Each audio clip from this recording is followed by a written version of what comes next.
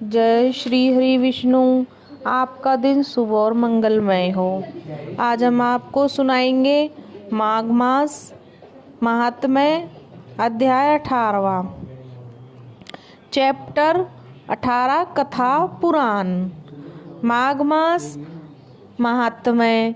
श्री वशिष्ठ जी ऋषि कहने लगे, हे राजन, मैंने दत्तात्रेय जी द्वारा कहा माघ मास महात्म्य कहा। अब माघ मास के स्नान का फल सुनो।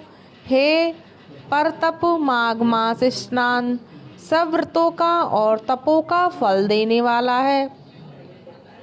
माघ मास स्नान करने वाले स्वयं तो स्वर्ग में जाते ही हैं, किंतु उनके माता पिता और दोनों कुलों को भी स्वर्ग प्राप्त होता है। माघ मास में स्नान करने वाले दुराचारी और कुकर्मी मनुष्य भी पापों से मुक्त हो जाते हैं। इस मास में हरि का पूजन करने वाले पाप समुदाय से छूटकर भगवान के शरीर वाले हो जाते हैं। यदि कोई आलस्य से भी माघ में स्नान करता है, उसके भी पाप नष्ट हो जाते हैं। जैसे गंधर्व कन्याएं राजा के श्राप से भयंकर कल भोगती हुई लोमेश ऋषि के वचन से माघ मास में स्नान करने से पापों से छुटकारा पाया। यह वार्ता सुनकर राजा दिलीप विनय से पूछने लगे कि हे गुरुदेव, ये कन्याएं किसकी थी और उनको यह श्राप कब और कैसे मिला? उनके नाम क्या थे? ऋषि के कृपा से कैसे श्रापित मुक्त हुई और उन्हें किस स्थान पर माघ स्नान किया था? आप विस्तार पूर्वक मुझे सब कथा बताइए। वशिष्ठ जी कहने लगे, हे राजा, जैसे अग्नि से स्वयं अग्नि उत्पन्न होती है, वैसे ही यह कथा धर्म और सनातन उत्पन्न करती है।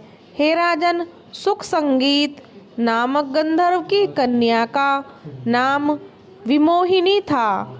सुशीला तथा स्वरवेदी की सुंबरा, चंद्रकांत की सुतारा तथा सुप्रभा की कन्या चंद्रिका के ये 5 सब समान आयु वाली तथा चंद्रमा के जैसी कांति वाली और सुंदर थी। जैसे रात्रि को पुष्प चंद्रमा को शोभायमान होता है, वैसे ही कलियों के समान खिली हुई ये अप्सराएं थीं।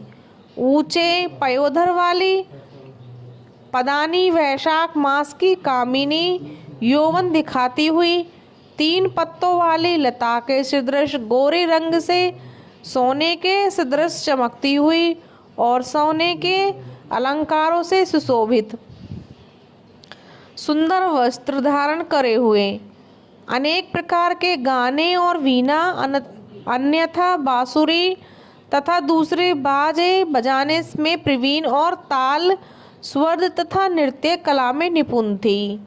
इस प्रकार वे कन्याएं क्रीड़ा करती हुई कुबेर के स्थान में विचरती थी। एक समय कौतूहल माघ मास में एक वन में से दूसरे वन में विचरती हुई मंदिर के पुष्प तोड़कर सरोवर पर गौरी पूजा के लिए गई। स्वच्छ जल के सरोवर पर स्नान करके वस्त्र धारण करके मौन हो गई और बालू मिट्टी की गिरी बनाकर चंदन कपूर कुमकुम और सुंदर कमलों से उपचार सहित पूजन के ये 5 कन्याएं ताल नृत्य करने लगी। फिर ऊंचे गंगाधार स्वर में सुंदर गीत गाने लगी। ये कन्याएं गाने और नाचने में लीन थी। तोड़ अच्छछोद नाम उत्तम तीर्थ में वैद्यनिधि नाम के मुनि के पुत्र अग्नि ऋषि स्नान को गए। युवा ऋषि सुंदर मुख, कमल सदृश नयन, विशाल छाती, सुंदर भुजाओं वाले थे। दूसरे कामदेव के समान था। शिखा सहित दंड लिए, मृग चर्म ओढ़े, यज्ञोपवीत धारण किए हुए था। उसका देखकर पांचों कन्याएं मुग्ध हो गई और उसका रूप एवं यौवन देखकर कामदेव से पीड़ित हो देखो देखो ऐसा कहती हुई उस ब्राह्मण के चित्त में कामदेव का कर उत्पन्न करने लगी और आपस में विचार करने लगी कि यह कौन था। रति रहित होने से नहीं, एक होने से अश्विनी कुमार नहीं, यह कोई गंधर्व या किन्नर या कामरूप धारण कर कोई सिद्धि या किसी ऋषि का श्रेष्ठ पुत्र था। मनुष्य यह कोई भी हो, ब्रह्मा जी ने इसको हमारे लिए बनाया है। जैसे पूर्व कर्म के प्रभाव से संपत्ति प्राप्त हुई, वैसे ही गौरी जी ने हम कुमारियों के लिए श्रेष्ठ वर दिया है और आपस सबका पुत्र में यह तुम्हारा वर है या मेरा अथवा ऐसा कहने लगी। जिस समय उस ऋषि ने अपने मध्याह्न है की क्रिया करके ऐसे वचन सुने तो वह सोचने लगा कि यह तो बड़ी उत्पन्न हो गई। ब्रह्मा विष्णु महेश आदि देवता तथा बड़े योगेश्वर भी स्त्रियों के भ्रमजाल में मोहित हो गए। उनके तीक्ष्ण वाणी से किसी का मन रूपी हिरण घायल नहीं हो सकता। जब तक नीति और बुद्धि रहती है तब तक पाप से भय रहता है।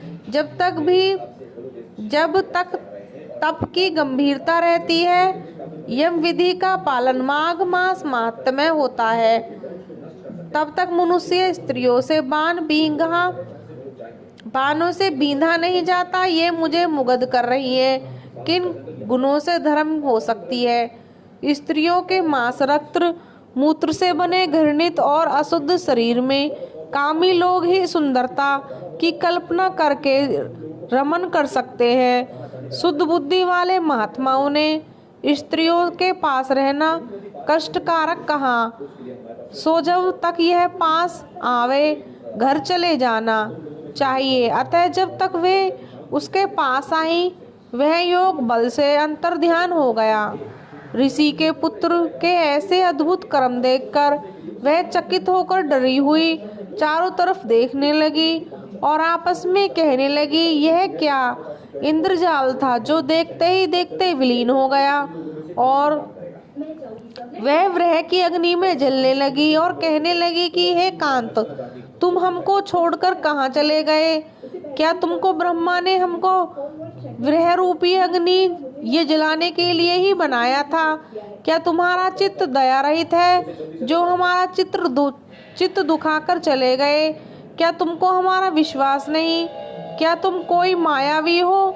बिना किसी अपराध के लोगों पर क्यों क्रोध करते हो? हे हरदेश्वर, तुम्हारे बिना हम नहीं जीवेंगे। जहाँ पर आप गए हो हमें शीघ्र ले चलो, हमारा सताप हरो और हमको दर्शन दो, दया करो। सज्जन लोग किसका नाश नहीं देखते। जय श्री हरि विष्णु। समाप्त।